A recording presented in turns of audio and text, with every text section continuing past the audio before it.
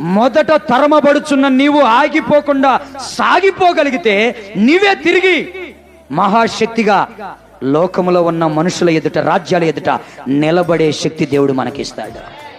నిలబెడతాడు ఆయన. కానీ నువ్వు మొదట్లోనే, స్టార్టింగ్లోనే ఆగిపోతున్నావు. నీ విశ్వాసాన్ని కొనసాగించు. అవిశ్వాసిగా మారిపోమాకు. ఏం జరిగిద్దో, ఏమైద్దో, వాళ్ళ గుర్రాలు చాలా బలమైనవి, వాళ్ళ అధిపతులు బలమైన, వద్దు.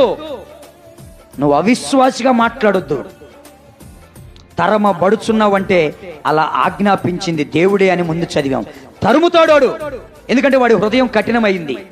నీ విశ్వాసంలో నువ్వు ఎంత సాగుతావో దాన్ని గుర్తుపడడానికే దేవుడు ఆ తరిమే వాళ్ళని వెనకాల నీ ఎదుట తన బాహుబలమును చూపించి తన రెక్కల మీద మోస్తున్న దేవుని వైపే నీ చూపుండాలి.